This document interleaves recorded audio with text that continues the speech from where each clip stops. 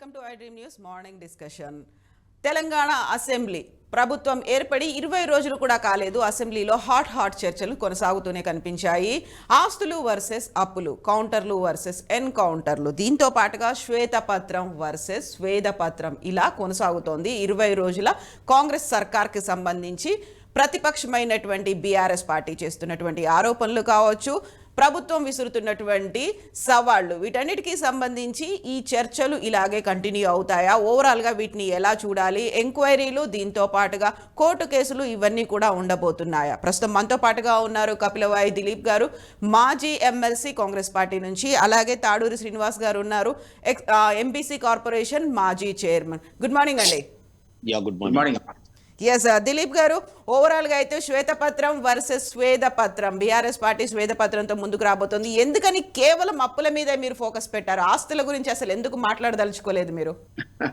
ఆస్తులు అనేది వాళ్ళు క్రియేట్ చేస్తే కదా, ఆస్తులు క్రియేట్ చేయడానికి వాళ్ళకి ఆస్కారమే అవకాశమే లేకుండా పోయింది. So many schemes, unproductive assets create చేశారు, చేయలేదని కాదు, కానీ unproductive assets. So factual position ఏంటో పబ్లిక్ తెలవాల్సిన అవసరం ఉంది కాబట్టి శ్వేతపత్రం మీరే చూసారు కదా, అది శాసనసభ సాక్షిగా దాని మీద డిస్కషన్ జరిగింది. సో అప్పులు మొత్తం కూడా అంటే కొన్నేమో రాష్ట్ర ప్రభుత్వం నేరుగా చేయగలిగే అప్పులు ఉంటాయి, కొన్నేమో స్పెషల్ పర్పస్ వెహికల్స్, దాదాపు 17 స్పెషల్ పర్పస్ వెహికల్స్ క్రియేట్ చేసి దానికి రాష్ట్ర ప్రభుత్వం గ్యారెంటీ ఇస్తే దాని ద్వారా లోన్స్ ఉంటాయి. కొన్ని స్పెషల్ పర్పస్ వెహికల్స్ దాదాపుగా 14 ఉన్నాయి.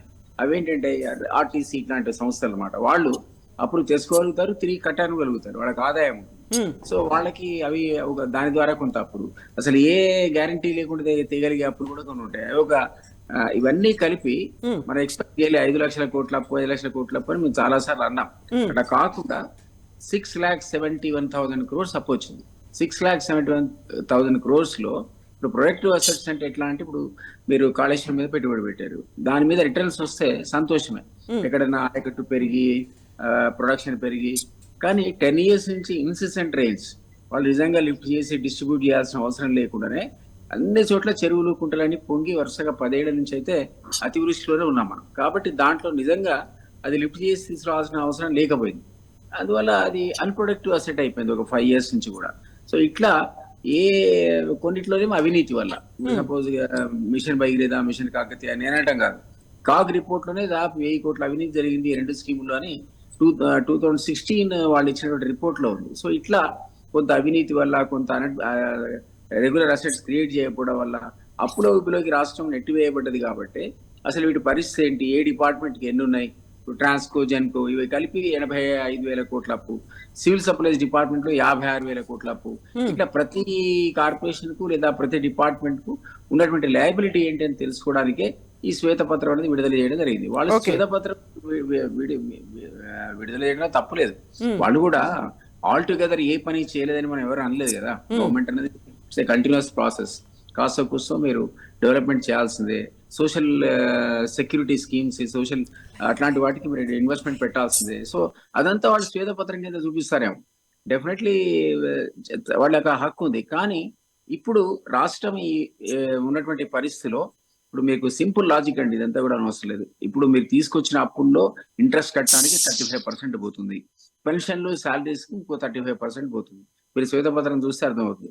70% మీ రాష్ట్ర ఆదాయంలో దీనికి పక్కకు పెట్టిన తర్వాత మిగిలిన 30%లో మీరు ఏ ప్రాజెక్టులు కడతారు, ఏ వెల్ఫేర్ స్కీమ్స్ పెడతారు, ఎక్కడ దళిత తీస్తారు, ఓన్లీ 30% ఉంటుంది మీకు ప్రతి సంవత్సరంలో కూడా. సో ఇది ప్రాబ్లం. సో దీన్ని ప్రజలకు అర్థం చేయించడానికే ఈ శ్వేతపత్రం తీసుకొచ్చాను తప్ప వాళ్ళేదో టోటల్ గా జీరో పెర్ఫార్మెన్స్ అనో ఏమీ చేయలేదు అనడం కూడా మా ఉద్దేశం కాదు. ఇప్పుడు ఉన్నటువంటి లయబిలిటీస్ ఏంటి, ఏ పరిస్థితిలో రాష్ట్ర ఆర్థిక పరిస్థితి ఉంది అనేది క్లియర్ గా చెప్పడానికే ఆ పత్రం వచ్చింది. సో ఇప్పుడు ఓవరాల్ గా కాంగ్రెస్ ప్రభుత్వం కూడా ఖర్చు పెట్టాల్సిందో, లేకుంటే అప్పుల క్లియరెన్సో, లేకపోతే రాష్ట్రానికి ఆర్థిక ప్రగతి, లేకపోతే చేయాల్సినటువంటి సంక్షేమ కార్యక్రమాలు, వీటి మీద కూడా ఇలాంటి రేషియోనే ఉంటుంది కదా, 30-35 లేకపోతే 30% ఇట్లాగే ఉంటుంది కదా, కాదా? ఉంటుంది, తప్పదు కదా. ఇప్పుడు మీరు తీసుకొచ్చిన అప్పులకైతే వడ్డీ కట్టాలి కదండి. అవును, 35% మన అప్పులకు కట్టాల్సిన పరిస్థితి ఎవడు ఊరుకుంటాడు? సో మనం దాన్ని వాయిదా వేసుకోగలుగుతామో, ఇన్స్టాల్మెంట్ అడగలుగుతామో తప్ప you can't get rid of that loan కదా. సో 35 దానికి పోయి పెన్షన్లకు జీతాలకు 35 పోయినాక నేను చెప్పినట్టు 30% ఉంటే ఈ 30లోనే మీరు డెవలప్మెంట్ యాక్టివిటీ అంతా ఉంటుంది, లేదా మీరు అదనంగా అప్పులు చేయాలి. అదనంగా అప్పులు చేద్దామంటే మళ్ళీ మీకు ఎఫ్ఆర్బిఎం లిమిట్ కనపడుతూనే ఉంది అక్కడ. 3 to 3.5% మించి చేయడానికి మీరు లేదు. ఆ 0.5% కూడా మీరు వ్యవసాయ పంపులు మోటార్లు పెడితే తప్ప ఇవ్వమని ఒక కండిషన్ పెట్టినట్టున్నారు. సో అది పెట్టకూడదు అనుకుంటే అసలు క్వశ్చన్ లేదు. అంటే మనం బిల్లులు మనమే కట్టినా, ఫ్రీ కరెంట్ ఇచ్చినా, మీటర్ నెట్ పెడితే రైతులకు భయం ఏర్పడే పరిస్థితి వస్తుంది. అయ్యో లెక్క కడుతున్నారు నా కరెంట్ ఎంతో, రేపు పొద్దున బిల్లు సరైన భయాలకు లోన్ అవుతారు. కాబట్టి అది అవాయిడ్ చేయాలంటే మీకు 3% ఎఫ్ఆర్బిఎం లిమిట్ ఉంటుంది. ఇక మిగిలిన పరిస్థితి ఏంటి మరి? కొత్త లోన్ తీసుకుందాం అంటే వీలు కాదు. ఇవన్నీ ఆర్థిక పరిస్థితి మీకు భారంగా ఉన్నప్పుడు ఒక పర్పస్ అదేంటంటే వేస్ అండ్ మీన్స్ కింద ఎప్పటికప్పుడు డే టు డే బేసిస్ మీద కూడా ఆర్బీఐ మీకు లోన్ ఇస్తుంది. అది కూడా గతంలో రాష్ట్ర ప్రభుత్వం చూస్తే ఆల్మోస్ట్ మీకు 90% ఎవ్రీడే ఏదో ఒక అప్పు వేస్ అండ్ మీన్స్ ద్వారానో లేకపోతే ఓవర్ డ్రాఫ్ట్ ద్వారానో. ఎక్కడ కూడా సర్ప్లస్ లేదు ఎక్సెప్ట్ 2-3 months తప్ప. ఈ రాష్ట్ర బడ్జెట్ లో సర్ప్లస్ ఉండి మనం ఆ వేస్ అండ్ మీన్స్ అదేమవుతుంది, వేస్ అండ్ మీన్స్ ద్వారా కానీ ఓవర్ డ్రాఫ్ట్ కానీ మీకు రాబడి వచ్చేంత వరకు మీకు ఫెసిలిటీ ఆర్బీఐ ఇచ్చే ఫెసిలిటీ అదనపు వడ్డీ ఉంటుంది దానికి. మామూలుగా మార్కెట్లో మీకు 7% లోన్ వస్తే ఇది 10%, 11% కట్టి తెచ్చుకోవాలి అంటే మళ్ళీ అది అడిషనల్ బడ్డీనే. ఇవన్నీ కూడా రిపేయబుల్ లోన్స్ కదా. సో ఆర్థిక పరిస్థితి అస్తవ్యస్తంగా ఉంది అనడానికి మనం అది చదివితే అర్థమవుతుంది క్లియర్ గా ప్రతి రంగంలో ఏం జరిగింది, ఈ రోజున్న పరిస్థితి అనేది. మేము పార్టీ పరంగా అసెంబ్లీ స్థాయిగానే ప్రజల ముందు ఉంచాం దాన్ని. సో శ్రీనివాస్ గారు, ఓవరాల్ గా అయితే లెక్కలు చూస్తున్నారు, అందులో అప్పులే ఎక్కువ కనిపిస్తున్నాయి, మిగతాది ఏమో చెల్లింపులు కింద, బకాయిల కింద, వీటి కింద పోతున్నప్పుడు సంక్షేమానికి, ఆర్థిక ప్రగతి కోసం, వీటి కోసం, అభివృద్ధి కోసం అసలు ఏం యూజ్ చేశారు, ఎక్కడ పెట్టారు అనేది మీరెందుకు కేవలం ఆస్తుల మీదే ఫోకస్ పెడుతున్నారు? ఎక్కడ యూజ్ చేస్తాం, ఎందులో పెట్టుబడి పెట్టాం అనేది వీరికి తెలియంది కాదండి. అదంతా కూడా తప్పుల తడక. సరే, వారు ఇచ్చినటువంటి లెక్కలు మీకు డిఫరెన్సెస్ చెప్తాను. సో దిలీప్ అన్న గారు ఉత్పత్తి దాంట్లో పెట్టలేదని చెప్పి మాట్లాడుతూ ఉన్నారు. 42,000 కోట్ల రూపాయలు ఈ రోజు వరకు విద్యుత్ సబ్సిడీ మనం ఇవ్వడం జరిగిందండి. సో 42,000 కోట్ల విద్యుత్ సబ్సిడీ ఇవ్వడం వల్ల ఏమైంది, ఇలా 3.5 లక్షల కోట్ల టన్నుల పంట ఉత్పత్తులు, వరి ధాన్యాలు మనం పండియగలిగినాం. ఇది లెక్క మనం ఇచ్చింది కాదు కదా, కేంద్ర సర్కార్ ఇచ్చిందే కదా. మీరు ఈ రోజు ఎఫ్సిఐ గోడౌన్లకు వెళ్ళినా తెలుస్తుంది కదా. ఇలా ఆ పంటలు దాచిపెట్టడానికి ఎన్ని గోడౌన్లు కట్టుకున్నావు, ఎన్ని కల్లాలు కట్టినావు, ఈ రకంగా మనం మాట్లాడదాం. గ్రామ ప్రణాళికలో ఎన్ని మనం స్కూల్స్ కట్టినాం, ఎన్ని మీకు ఉదాహరణకు చెప్తాను. సెక్రటరేట్ నిర్మాణం ఇలా 25 కలెక్టరేట్ ఆఫీసులు కంప్లీటెడ్, పార్షియల్ కంప్లీటెడ్, ఇంకా మిగతా 33 జిల్లాలలో కలెక్టర్ ఆఫీసులు కట్టినాం. ఇవన్నీ ఇన్ఫ్రాస్ట్రక్చర్ డెవలప్మెంట్ కదా. స్కూల్స్ 1,042 స్కూళ్ళు ఇవాళ గురుకుల పాఠశాలలు మనం ఓపెన్ చేసుకున్నాం. ఇవాళ 400 పైచిలకు జూనియర్ కాలేజెస్, డిగ్రీ కాలేజెస్ 100 పైగా. ఇవాళ ప్రతి జిల్లాకు ఒకటి వైద్య విద్యాలయము. ఈ రోజు అదే రకంగా ఒక ఆధ్యాత్మిక కేంద్రం. ఇవాళ ఒక కాళేశ్వరం ప్రాజెక్టు, ఆ పెండింగ్ లో ఉన్నటువంటి కోయిల్ సాగర్, నెట్టెంపాడు, ఇవన్నీ ప్రాజెక్ట్స్, మహబూబ్ నగర్, తర్వాత ఖమ్మంలో ఉన్నటువంటి భక్త రామదాస్ గానీ, మిగతా ప్రాజెక్ట్స్ కానీ, ఇవన్నీ ఎట్లా కంప్లీట్ అయినాయి, ఊరికినే కంప్లీట్ అయినాయి. మీరు అంటా ఉన్నారు ఈరోజు తెలంగాణ సిద్ధించే నాటికి మనకు 7,000 మెగావాట్లు. ఆనాటి మీ నాయకులే చెప్పారు, కిరణ్ కుమార్ రెడ్డి గారు, చిమ్మ చీకట్లు అయిపోతే తెలంగాణ వస్తే అన్నారు. మరి ఆ చిమ్మ చీకట్లు అన్నటువంటి దాన్ని వెలుగుల తెలంగాణ ఎట్లా చేయగలిగినాం మేము? ఒకసారి ఆలోచన చేయండి మీరు. అది రికార్డెడే కదా. మీ కాంగ్రెస్ పార్టీ ముఖ్యమంత్రి చెప్పిన దాన్ని రివర్స్ అయింది కదా. ఈరోజు ఇవాళ 800 మెగావాట్ల కొత్తగూడెం ప్రాజెక్టు కానీ, 600 మెగావాట్ల భూపాలపల్లి కాకతీయ పవర్ ప్లాంట్ కానీ, సెకండ్ స్టేజ్ 1,080 మెగావాట్ల మనుగూరు భద్రాద్రి కానీ, లేదా యాదాద్రి నిర్మాణంలో ఉంది 26,000 మెగావాట్ల యూనిట్. ఇదంతా ఇన్ఫ్రాస్ట్రక్చర్ కాదా? ఇది చెప్పండి. అక్కడ మేము పెట్టుబడే పెట్టలేదా? సో ఇప్పుడు దిలీప్ గారు ఒక మాట అడిగారు. దిలీప్ గారు ఒక క్వశ్చన్ అడుగుతున్నారు మిమ్మల్ని. కాళేశ్వరం ప్రాజెక్టుకు సంబంధించి అన్ని వేల కోట్లు ఖర్చు పెట్టారు, కాకపోతే 10 ఏళ్ల నుంచి తెలంగాణలో విపరీతమైనటువంటి వర్షాలు ఉన్నప్పటికీ కూడా ప్రాజెక్టు కట్టిన తర్వాత వచ్చినటువంటి లబ్ధి ఎంత, అందులో ఎంత పంట పండింది, లేకపోతే ఎన్ని ఎకరాలకు సాగునీరు అందింది, ఈ లెక్కలన్నీ ఎందుకు అందించలేకపోయింది బీఆర్ఎస్ సర్కార్? ఇప్పుడు వారికి తెలియదు కాదు దిలీప్ అన్నకి, ఎందుకంటే ఆ పార్టీలో ఉన్నారు కాబట్టి ఈ వకాల్తా తీసుకుంటున్నారు. కానీ ఇవాళ ఎలినినో 2 అయితే ఉంటాయి కదా. ఇక స్టార్ట్ అయింది కరువు కాలం. కాంగ్రెస్ వచ్చింది, కరువు వచ్చింది, అయిపోయాయి. వర్షాలే లేవు చూడండి. ఆ రోజు యజ్ఞయాగాదులు ఆ రోజు పడినాయి. దాన్ని కూడా ప్రకృతి దేవుడు సహకరిస్తే కూడా అది. సో వర్షాకాలం ఇంకా రాలేదు కదా, మన శీతాకాలంలోనే ఉన్నాం. లేదు, మన యాసంగి పంటలకు లేవు. ఇప్పుడు వర్షాకాలం మొన్న పడినటువంటి ఇప్పుడు వర్షాకాలం ఫాలోయింగే కదా ఈ చలికాలం. సో ఈ వర్షాకాలంలో వర్షాలే లేవు సరిగ్గా. సో నేనేమంటున్నానంటే మీరు అడుగు పెట్టినారు, వర్షాలు గాయబయ్యారు. రెండోది మీరు ఒకటి గమనించండి, ఇక్కడ కాళేశ్వరం కట్టందే, నేను చెప్పిన అన్ని ప్రాజెక్టులు కంప్లీట్ చేయందే, చెక్ డ్యాంలు కట్టందే, 45,000 కోట్లు పెట్టి మిషన్ కాకతీయ చెయ్యనిదే, చెరువులలో ఎండాకాలంలో కూడా అలుగులు వెళ్ళందే, ఇవాళ ఇన్ని పంటలు పండినాయా? ఎక్కడ 60,000 టన్నులండి. నేను ఇవాళ 3.5 లక్షల కోట్ల టన్నుల వరి ధాన్యమే చెప్తా ఉన్నా, ఇంకా వ్యవసాయ పంట ఉత్పత్తులు చెప్పట్లేదు. ఆ రోజు ఎన్ని ట్రాక్టర్లు ఉండే, ఈ రోజు ఎన్ని ట్రాక్టర్లు ఉన్నాయి, ఆ రోజు ఎంత పంట ఈల్డింగ్ అయింది, ఎంత రైతు బీమా మనం ఇచ్చినాం, అవన్నీ లెక్కలు చెప్పమంటారా? ఎక్కడ చూసినా వేలాది కోట్ల రూపాయలే కదా. సో ఇవన్నిటికీ మేము కొంత అప్పు, మీరు ఆల్రెడీ 22,000 కోట్ల తెలంగాణ అప్పులతో వచ్చినటువంటి తెలంగాణ. సో దాంట్లో మీరు ఈ రోజు ఇంత అసెట్స్ క్రియేషన్ చేసి ఒక మంచి బంగారు పల్లెంలో తెలంగాణ ఇస్తే, మీరు అలవి కాని హామీలు ఇచ్చి వాళ్ళని ప్రజల్ని భయభ్రాంతులకు గురి చేసి ఖజానాలో ఏమీ లేదు అందుకే మేము ఇయ్యలేకపోతున్నాం, ఇంకా టైం పడుతుంది అని చెప్పుకోవడానికి ముఖ్యేడు ఉందంటే ఇట్లా చెప్పుకోవడానికి మాత్రమే మీరు ఈ రకమైన కార్యక్రమానికి తెరదీసిరు. మమ్మల్ని బదలాం చేసుకుంటూ మీరు ప్రభుత్వంలో మనుగడ సాగించాలనుకుంటున్నారు, కానీ ప్రజలు ఇప్పుడు ఏం ఎదురు చూస్తున్నారు అనేది మీరు మర్చిపోయారు. ప్రజలు ఓట్లేసి ఈ రోజు ప్రభుత్వం ఏర్పాటైంది, ప్రమాణ స్వీకారం అయిపోయింది, ఇక కలెక్టరేట్ల మీటింగ్లు అయిపోయినాయి, మాకు ఇంటింటికి గ్యాస్ సిలిండర్ వస్తుంది 500 రూపాయలకే, ఇవాళ మహిళలకు 2,500 రూపాయల గురించి ఎదురు చూస్తా ఉన్నారు. ఇవాళ ఆన్ గోయింగ్ సబ్సిడీ స్కీమ్స్ ఏవైతే ఉన్నాయో, పెన్షన్, సీనియర్ సిటిజన్స్ మందులు కొనలేక పాపం చాలా ఇబ్బందులు పడుతున్నారు. ఆ డాటా ఆల్రెడీ మేము చేసి పెట్టినాం కదా. మీరు ఖాళీ ఆడ డబ్బులు వేస్తే ట్రెజరీ నుండి తీసి టింగ్ టింగ్ మన సెల్లల్లో పడతాయి కదా. రైతు బంధు ఆల్రెడీ డాటా ఉంది కదా. ఈ పంటకైతే అయ్యండి, తర్వాత మీరు 10 ఎకరాలకు ఇస్తారా, 20 ఎకరాలకు ఇస్తారా, అది మీ ఇష్టం. వాళ్ళు సావుకారుల చుట్టూ తిరుగుతా ఉన్నారు. యాసంగి ఇప్పుడు నాట్లు పడతా ఉన్నాయి దిలీప్ అన్నకి, ఎంత రైతులు ఇబ్బంది పడతా ఉన్నారు. సావుకారులు ఏమంటారు అంటే, ఒక నెలకు అప్పియ్య బాబు గవర్నమెంట్ ఇస్తుందట, ఇంకో 10 రోజులు అయితే అంటే, లే మొత్తం 6 నెలల పంటకు కావాల్సిన మిత్తి కడితేనే నేను ఇది ఇస్తా అంటారు.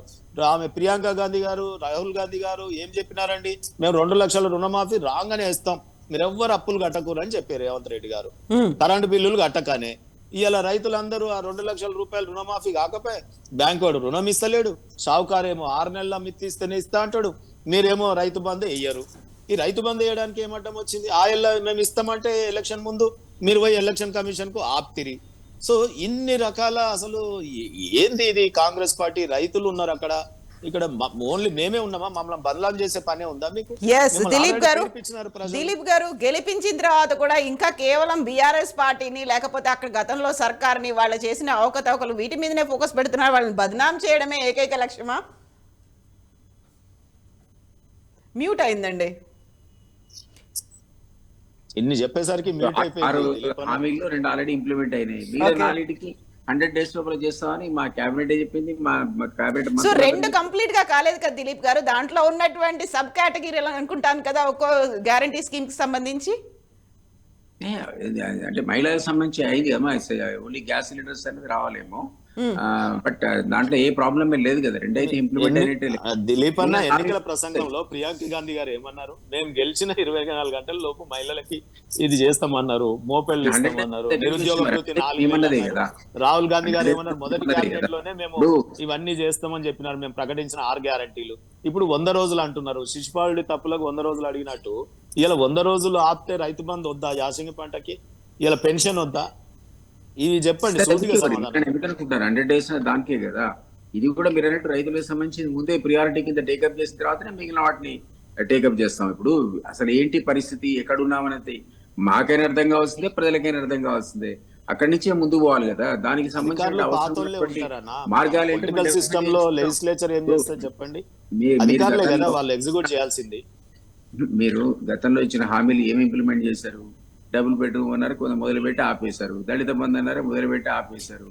ఈ ఎన్ని రకాల స్కీములు మీరు స్టార్ట్ చేసి మధ్యలో చేసిన ఎన్ని లేవు. మీరు బీసీ బంధు అన్నారు, మొదలుపెట్టి వదిలేశారు. ఇట్లాంటివన్నీ మైనారిటీకి సంబంధించిన లోన్స్ కూడా మొదలుపెట్టి రైతు బంధు పెన్షన్ చెప్పండి. మీరు కూడా ఒక్క నిమిషం శ్రీనివాస్ గారు, లక్షలాది అప్లికేషన్స్ ప్రతి దాంట్లో, డబుల్ బెడ్రూమ్లు కావచ్చు, లేకపోతే దళిత బంధు కావచ్చు, బీసీ బంధు కావచ్చు, మైనారిటీ బంధు కావచ్చు, వీటన్నిటి కూడా లక్షలాది అప్లికేషన్స్ ఉంటే మీరు ఈవెన్ 0.1% కూడా దాన్ని డిస్ట్రిబ్యూట్ చేయలేకపోవడానికి కారణం ఆర్థికంగా పీపై ఉన్నటువంటి ఒత్తిడి, మీకు ఇబ్బంది, మీకు లోటు ఉండటమే లే కదా. ఆ ప్రాబ్లం మీరు కూడా ఫేస్ చేస్తారు. ఓన్లీ థింగ్ ఈజ్ మీరు దాన్ని ఒప్పుకోకుండా ప్రతి స్కీమ్ను ఇంకో కొత్త పేరుతో ఇంట్రడ్యూస్ చేసి తప్పించుకునే ప్రయత్నం చేశారు తప్ప ఏది కూడా చివరికంటా మీరు కంప్లీట్ చేసే స్కీమ్ లేనే లేదు. ఓన్లీ థింగ్ ఈజ్ అది రియలైజే కదా ప్రజలు ఈ రోజు మళ్ళీ అధికారం తప్పించి మాకు అధికారం అప్పచెప్పారు కాబట్టి మేము పోయేదేదో ప్రాక్టికల్ గా పోదాం అనుకుంటున్నాం. ఎగ్గొట్టే ఆలోచన మాకేం లేదు. ఏంటి వేస్ అండ్ మీన్స్ అంటే అదే కదా ఉన్న పరిస్థితి ఏంటి, దీన్ని ఎట్లా ఓవర్కమ్ కావాలి, సో ఏది ఎక్కడి నుంచి డైవర్ట్ చేయాలి, ఏ స్కీమ్ కు ప్రాధాన్యత ఇవ్వాలి, మీరు ఏంటో చూసుకోవాల్సిందే. ఇప్పుడు మేము ఇవాళ పేపర్లో కూడా వచ్చింది చూడండి, ఏవైతే ప్రాజెక్టులు మీరు వదిలేశారో, ఏది గ్రావిటీ ద్వారా నీళ్లు రాలి ఏఎంఆర్ ప్రాజెక్ట్ ఉంది, ఎలిమినేటి మాధురెడ్డి ప్రాజెక్ట్ ఉంది, SLBC సెంటర్ దాన్ని. ఆ ప్రాజెక్టుకు మీరు ఒక నేను అనుకుంటా ఒక 100 crores 500 crores ఖర్చు పెడితే గ్రావిటీ ద్వారా వాటర్ వస్తుంది. SLBCలో 5 మోటార్లు లిఫ్ట్ చేసే అవసరమే రాదు. ఎక్కడ లిఫ్ట్ చేసినా కూడా లాట్ ఆఫ్ మెయింటెనెన్స్, ఎలక్ట్రిసిటీ ఖర్చు అవుతుంది. సో మీరు దాని మీద పెట్టిన ఫోకస్ 100 కోట్లు 200 కోట్లు. ఇప్పుడు బ్రాహ్మణ వేలంల ప్రాజెక్ట్ ఉంది నల్గొండలో, 100 crores ఇస్తే ప్రాజెక్ట్ కంప్లీట్ అయ్యేది. 900 ఖర్చు పెట్టారు, 100 ఇవ్వడానికి దాదాపు మీరు 10 ఏళ్ళు ఇవ్వలేకపోయారు దాన్ని. సో ఇవన్నీ ఇట్లాంటి ప్రాజెక్ట్ కంప్లీట్ చేస్తే గ్రావిటీ ద్వారా వచ్చేటువంటి వాటర్ కూడా చాలా సందర్భాల్లో ఉంది. సో ఇవన్నీ సో ఇప్పుడు శ్రీనివాస్ గారి దగ్గర నుంచి ఒక క్వశ్చన్ ఏంటంటే, మీరు ఆల్రెడీ గ్యారంటీ స్కీమ్లని అమలు చేస్తాము అనే ఒక టార్గెట్ పెట్టుకున్నారు. రైతు భరోసాతో పాటుగా రైతు రుణమాఫీ 2 లక్షల రుణమాఫీ అనేది, ఇవన్నీ ఎప్పటిలోగా చేరుస్తారు? మీరు అనుకున్న, మీరు పెట్టుకున్న డెడ్ లైన్ 100 days అనేది ఉంటుందా, లేకుంటే వాటికి సంబంధించినటువంటి లెక్కల గురించి ఎందుకు మాట్లాడట్లేదు అనేది? అసలు ఈ 100 రోజులు ఒక్క పైసా కూడా ఏ రూపంలో ఇయ్యరా ప్రజలకి? ఎస్, ఒకటి ఈ 100 days అన్నది టార్గెట్ గా పెట్టుకున్నామన్నది నేననటం కాదు, కేబినెట్ మంత్రిగా సీతక్క ఇంకో బట్టి గారు కూడా చెప్పినట్టున్నారు. 100 days అనేది మేము టార్గెట్ పెట్టుకున్నాం, ఆ టార్గెట్ లో మేము ఖచ్చితంగా చేసి చూపిస్తామని చెప్తున్నారు. ఇప్పటికి కూడా దాని పక్కకి ఏం జరగలేవాడు. సో అనుమానపడాల్సిన శ్రీనివాస్ గారు అనుమానపడాల్సిన అవసరం లేదు. వారన్నట్టుగా రైతులకు ముందు ప్రాధాన్యత ఇవ్వాల్సి వస్తే ముందు దాని వైపే ప్రాధాన్యత ఉంటుంది. అయితే రైతులు ఎదురు చూడట్లేదా ఎలక్షన్స్ ముందు? దానికి అనుగుణంగానే ఇవాళ ఇప్పుడు కలెక్టర్స్ కాన్ఫరెన్స్ లో ఇవాళ రివ్యూ ఉంటది, దాంట్లో దానికి అనుగుణంగా రిలీజెస్ కూడా ఉంటాయి. ఏది ముందు ఇవ్వాలో ఏది వెనక్కి ఇవ్వాలో కూడా ఒక ప్రియారిటైజేషన్ ఉంటుంది కదమ్మా. దానికే సమీక్ష, దానికే బడ్జెట్ స్టేట్మెంట్. మీరు చేసింది ఏంటి, దాన్ని మేము ఏం చేయాలన్నది మా కర్తవ్యానికి కూడా బోధన చేయడానికి కూడా మనకి వస్తుంది. శ్వేతపత్రం ఉన్నది, వాళ్ళ తప్పులిష్టమే ఒక ప్రధాన అంశం కాదు. మీరు ఎక్కడ స్టార్ట్ చేయాలి, ఎక్కడికి ఎట్లా వెళ్ళాలి, మా పద్ధతిని నిర్దేశించడానికి కూడా ఆ అసెస్మెంట్ అనేది కంపల్సరీ కావాలి. అందుకనే అసెస్మెంట్ మీరు శ్వేతపత్రం ద్వారా మీరు శ్వేతం మీరు ఏ విధంగా కన్విన్స్ చేయలేరు పబ్లిక్ ని. మీరు నడుస్తున్న బస్సులోనే ఎక్కారన్నా. ఇప్పుడు రైతు బంధు అనేది ఆల్రెడీ డాటా ఉంది, పెన్షన్ అనేది ఆల్రెడీ డాటా ఉంది. రేపో మాపో ఎంపీలది ఎలక్షన్ కోడ్ వస్తుంది, మీరు ఇద్దామన్నా ఇయ్యలేరు. రైతులు అన్నమో రామచంద్ర ఇది చాలా ఇబ్బంది పడతారు. మీరు దయచేసి మీరైనా, ఇప్పుడు మీరు ఏం చేయలేరు, మీరు కవర్ చేయగలుగుతారు మాటలతో, కానీ మీరు చెప్పాలి. ఇప్పుడు ప్రభుత్వానికి మరి మీరు రేవంత్ రెడ్డి గారికి, ముఖ్యమంత్రికి కనీసం ప్రజా దర్బార్లో అయినా పోయి చెప్తే బాగుంటది. మీకు లేదా యాక్సెస్ ఉంటే డైరెక్ట్ పోయి చెప్పినా పర్వాలేదు. కానీ రైతులు మాత్రం పెన్షన్ డైరెక్ట్ యాక్సెస్ ఉందా, ప్రజా దర్బార్ పోయి చెప్తారా అనేది అడుగుతున్నారు ఆయన శ్రీనివాస్ గారు మిమ్మల్ని. మీకు ఒక చిన్న ఎగ్జాంపుల్ మేడం చెప్పండి. నేను 10 ఏళ్ళు సీఎం గా ఆయన ఉన్నప్పుడు చాలా సార్లు అపాయింట్మెంట్ అడిగా, నాకు దొరకలేదు. ఈయన ఇప్పటికే 4 సార్లు కలిశాను, 4 times డైరెక్ట్ యాక్సెస్ ఉంది శ్రీనివాస్ గారు, సో డైరెక్ట్ గానే మాట్లాడతారు. 4 times సంతోషమే. కానీ రిజల్ట్ ఏంటంటే, నేను ఇప్పుడు పొలిటికల్ గా కూడా అడుగుతలేను, రియల్ గా కొంతమంది సీనియర్ సిటిజన్స్ మందులు కొనుక్కోవడానికి ముసలివారు ఇబ్బంది పడుతున్నారు. పెన్షన్ డాటా ఆల్రెడీ ఉంటది, సిఎస్ ఆమెనే ఉంది, ఐఏఎస్లు వాళ్ళే, జస్ట్ శాఖలు మార్చుకోవచ్చు. సో ఈ హడావిడి కొత్వాల్ పరిపాలన లాగా, నయా కొత్వాల్ లాగా చేసే కంటే, కొత్త కొత్వాల్ వచ్చినప్పుడు ఎట్లా చేస్తారో అట్లా చేసే నుమాయిష్ కార్యక్రమాలు, అంటే కంచె తీసేసినంత మాత్రాన రైతు బంధు పడదు రైతులకి. ఇవాళ ఏదో మమ్మల్ని తిట్టి అసెంబ్లీలో ఏదో డ్రామా చేసినంత మాత్రాన పెన్షన్ ముసలి వాళ్ళకి రాదు. నేనేమంటున్నా, కొన్ని మీరు ఆన్ గోయింగ్ ఇదేదైతే వెల్ఫేర్ స్కీమ్ అవి చాలా urgent, they are in need. So దాన్నన్నా కనీసం చేయమని చెప్పండి అని అంటున్నాను నేను. చేస్తారు, దానికి తగిన ఏర్పాట్లు చేస్తున్నాం. అందుకే 100 days అనే మాట నేను అన్నా. లేదు, ఈ వారమో 10 రోజులలో 100 రోజుల తర్వాతనే వస్తుంది పార్లమెంట్ చెప్పే నోటిఫికేషన్. శ్రీనివాస్ గారు మీరేం కంగారు పడకండి, పార్లమెంట్ కు నోటిఫికేషన్ 100 రోజుల తర్వాతనే వస్తుంది, ముందు రాదు. ఆ లోపలే మా హామీలను నెరవేర్చబడతాయి, దానికి మీకు ఏ విధమైన డౌట్ అవసరం లేదు. అసలు ఈ 100 రోజులు ఏం చేస్తారన్న మరి విశ్లేషణ ఇస్తున్నాం కాబట్టి. ఈ 100 రోజుల హానీమూన్ పీరియడా? అంటే ఈ 100 రోజులు పనే చేయరా? డబ్బులే ఉంటాయా? రెవెన్యూ రిసీట్స్ ఉన్నాయా? హానీమూన్ కాదు, అది మా యొక్క టార్గెట్. అది ఆ టార్గెట్ మేము ముందు ఎలక్షన్ అప్పుడే చెప్పాం కదా, ఇప్పుడు కాదు కదా, కొత్తగా చెప్పింది కాదు కదా. సో దానికి 100 రోజులు ఏం చేస్తారు మరి ప్రభుత్వం అన్నాక? 100 రోజులు అంటే 3 నెలలు మీకు సీనియర్ ఒకటి, సిటిజన్స్ ఎక్కడికి పోవాలి మందులకి? ఎక్కడ పోతారు? వస్తాయండి. మీరు రావని ఎందుకంటే కూడా మీరున్న జీతాలు ఎప్పుడో 15వ తారీఖు 20వ తారీఖు ఇచ్చారు. మేము అట్లా ఇవ్వం. మీకు ఫస్ట్ నాడు రాగానే మీకు అర్థం- మాకు మీకు ప్రజలు అర్థం తీర్పు లేదు. ఇచ్చినారు, మేము ఏం చేసినామో మీకు- దానికి తీర్పు ఇచ్చినారు శ్రీనివాస్ గారు, అనుగుణంగా. మీరు యాక్సెప్ట్ చేస్తారా లేదా? ఒక్కొక్క పెన్షన్ జిల్లాకు ఈ రోజు ఆదాయం చూసుకొని పెన్షన్ ఇచ్చారు, ఈ రోజు ఆదాయం తీసుకొని జీతం ఇచ్చారు. ప్రతి ఒక 3 months పాటు పెన్షన్లకు జీతాలకు కూడా మీరు చాలా ఇబ్బంది పడే పరిస్థితుంది. ఆర్బీఐ ఎప్పుడైతే మీ కార్పొరేషన్ లోన్ కూడా ఇందులో కలిపిందో ఎఫ్ఆర్బిఎం లిమిట్ లో 3 months క్రైసిస్ ఫేస్ చేశారు మీరు. అట్లాంటి మిస్టేక్స్ మేము చేయం. మీరు ఇప్పుడు first before 5th pensions and salaries వస్తాయో లేదో రేపు 10 రోజుల్లో మీకు తెలుస్తుంది కదండి.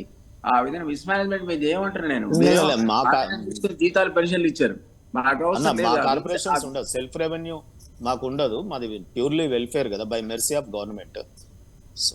మా కార్పొరేషన్స్ ఏం అప్పులు ఉండవు.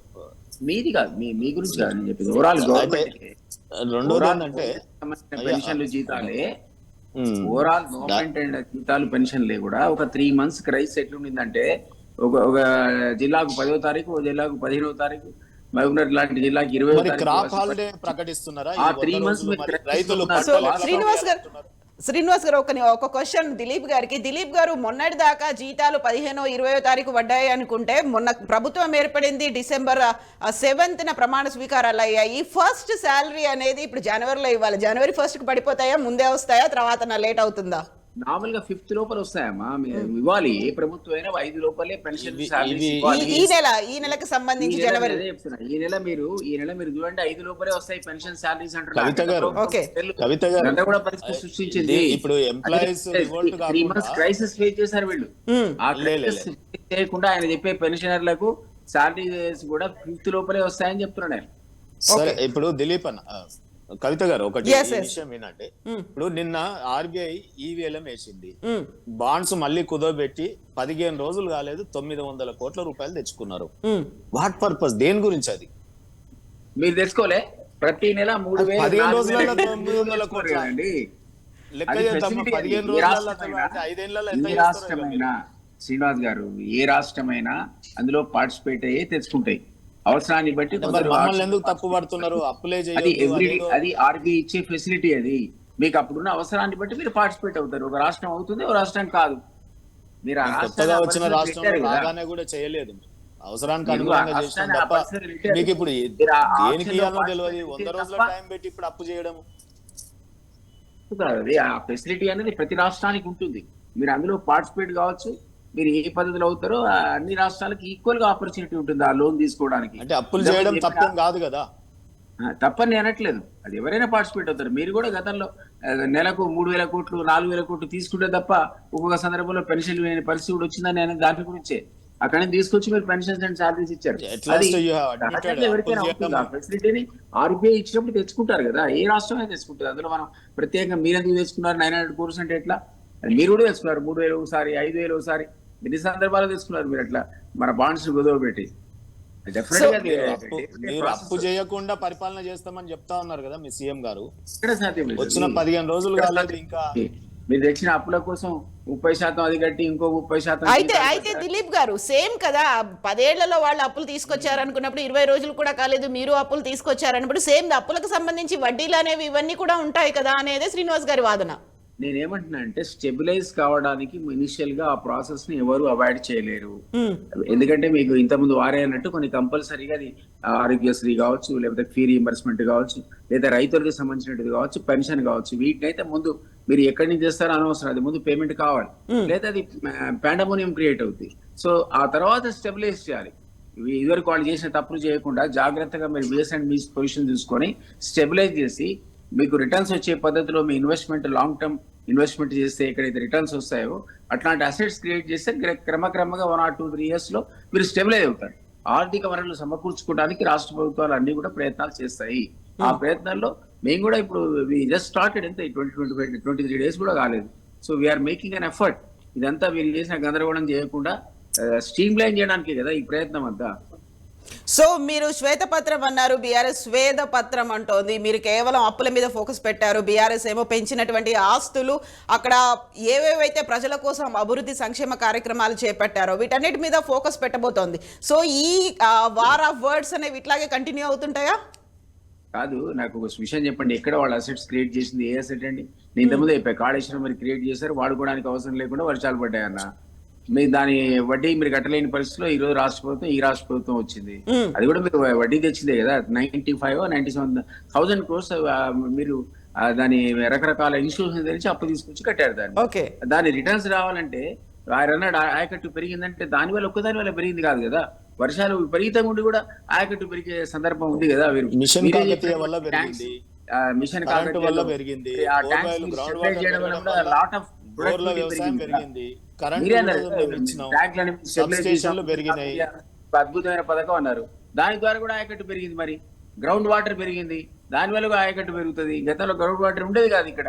ఆయన అంటున్నాడుగా మీరు రాగానే కరువు వచ్చిందని. మరి మీరున్న 10 ఏళ్లలో వచ్చినటువంటి అతివృష్టి వల్ల గ్రౌండ్ వాటర్ పెరిగే, మీకు ట్యాంక్స్ అని నిండే, మిషన్ కాకతీయతో ఇంకా అసలు ట్యాంక్స్ నిండే, వీటన్నిటికి వచ్చిన అదనపు ఆయకట్టు మీరు యాడ్ చేసుకున్న తర్వాత మీరు అసలు ఇక్కడ నుంచి తీసుకొచ్చిన ఆయకట్టు ఎంత అనేది మీరు చెప్పలే. మేడం కూడా అడిగింది అసలు కాళేశ్వరం ద్వారా కొత్తగా వచ్చినటువంటి ఏంటి మీరు తీసుకొచ్చిన కొత్త అదనపు ఆయకట్టు ఏంటని అడిగింది. మీరు దానికి ఆన్సరే చెప్పలే. శ్రీనివాస్ గారు ఆన్సర్ మీ నుంచి రావాలి అని. ఇప్పుడు మీరు 2 విషయాలు గమనించండి. నేను ఇంతకుముందు చెప్పినాను, విద్యుత్ విషయంలో వారు మాట్లాడుతా ఉన్నారు ఎక్కడ ఇన్వెస్ట్మెంట్ చేసినారు. నేను ఇంతకుముందు చెప్పిన కొత్తగూడెంది కానీ, లేకపోతే భద్రాద్రి కానీ, భూపాలపల్లి కాకతీయ పవర్ ప్లాంట్ కానీ, లేకపోతే కొంత మేరకు మిగిలి ఉన్నటువంటి యాదాద్రి కానీ. అది కాకుండా వీళ్ళు తెలంగాణ సిద్ధించే నాటికి మన ఈ హైడల్ ప్రాజెక్ట్ కూడా జూరాలది ఒకటి చెప్తా ఉన్నాను, 240 మెగావాట్లది. ఆ తర్వాత 26,000 కోట్ల వ్యయంతో 4,000 మెగావాట్ల యాదాద్రి పవర్ ప్లాంట్ నిర్మాణం. అదే రకంగా మీరు పరిశ్రమలకు నిరంతరమైనటువంటి విద్యుత్ ఇస్తా ఉన్నాం. ఊకనే ఇస్తామా? ఇయ్యాల 400 kV సబ్ స్టేషన్లు 6 ఉండే తెలంగాణ వచ్చినప్పుడు 25కు పెంచుకున్నాం. 220 kV సబ్ స్టేషన్లు 51 ఉండే 103కు పెంచినాం. 132 kV సబ్ స్టేషన్లు ఉండే 176 నుంచి 250కి పెంచుకున్నాం. 33 kV సబ్ స్టేషన్లు ఉండే 2,000 ఉంటే ఇవాళ అది 3,500 వరకు పోయినాం. ఇవాళ విద్యుత్ లైన్లు అన్ని కలిపి 4.8 లక్షలు ఉంటే అవి 6.8 లక్షలకు పెంచుకున్నాం. 2014లో 3,200 పవర్ ట్రాన్స్ఫార్మర్లు ఉంటాయి, ఇలా 5,700కు పెంచుకున్నాం ఈ రోజుకి. ఇవాళ 2014లో 4.67 లక్షల డిస్ట్రిబ్యూషన్ ట్రాన్స్ఫార్మర్లు ఉంటే ఇవాళ 2023 నాటికి 5,700కు పెంచుకున్నవి. నేను చెప్పేది గవర్నమెంట్ లెక్కలు. రాష్ట్రం ఏర్పడే నాటికి 19 లక్షల బోర్లు ఉంటే ఇవాళ 28 లక్షల బోర్లు ఉచిత విద్య అందిస్తున్నాం. ఆ బోర్లు అన్నిటికీ ఎందుకు పెరుగుతాయి? బోర్లన్నీ కూడా ఇవాళ మిషన్ కాకతీయ పెట్టిన పెట్టుబడి అది ఇన్వెస్ట్మెంట్ కాదా? ఇప్పుడు మీరు చెరువులు తోడాల్సిన అవసరమే లేదు ఇంకొక తరం వరకు.